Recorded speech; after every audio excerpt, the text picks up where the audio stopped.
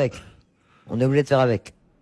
Mais vous allez faire comment autrement? Les gens, c'est à partir de l'échelle scolaire, les gens ils sont hors des circuits. Même ceux qui ont le baccalauréat, c'est des centaines de milliers de jeunes qui ont le baccalauréat et qui n'ont pas de travail. Vous avez ceux qui reviennent avec les diplômes et qui sont pas pris à l'embauche. J'ai suffisamment dénoncé ça pendant des années. Et puis, on voudrait que les choses se passent bien. Mais non, les choses ne peuvent pas bien se passer.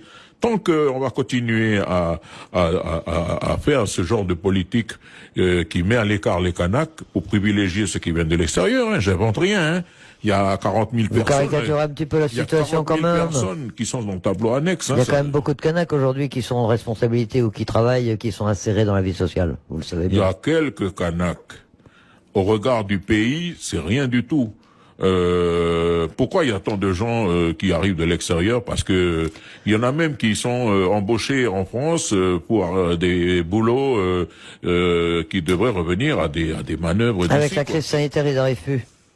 Oui, parce que sur les listes des vols, vous savez, on a des informations partout sur les listes des passagers qui arrivent sur les vols. Donc, vous avez beaucoup quand même de gens qui continuent à arriver et qui continuent à arriver parce qu'ils ont déjà du travail ici. Alors, on privilégie ça pendant plus de 20 ans après l'accord de Nouméa, c'est ce qu'on a privilégié. Il y a une conséquence par rapport à ce genre de politique, c'est que les Kanaks, eux, ils sont dehors, ils sont marginalisés. Après, il faut pas demander aux Kanaks d'être fin gentils, d'être compréhensifs. Donc moi, je justifie pas ce que peut appeler des débordements, mais je considère que les choses auraient pu être faites autrement. Si on voulait s'assurer ici, de la bienveillance des gens, d'une bonne considération, et puis de, comment dire, une certaine harmonie. Ça peut pas être le cas. On le voit sur tout. Alors ici, donc bien sûr, alors on a créé un royaume ici dans Nouméa avec les communes environnantes là, où donc il y a des polices qui font en sorte que il faut surtout pas qu'on voit trop de Kanaks. Je passais hier à la vallée du Tiers, il y avait un groupe de jeunes qui étaient assis par terre. À un moment donné, je vois arriver un fourgon.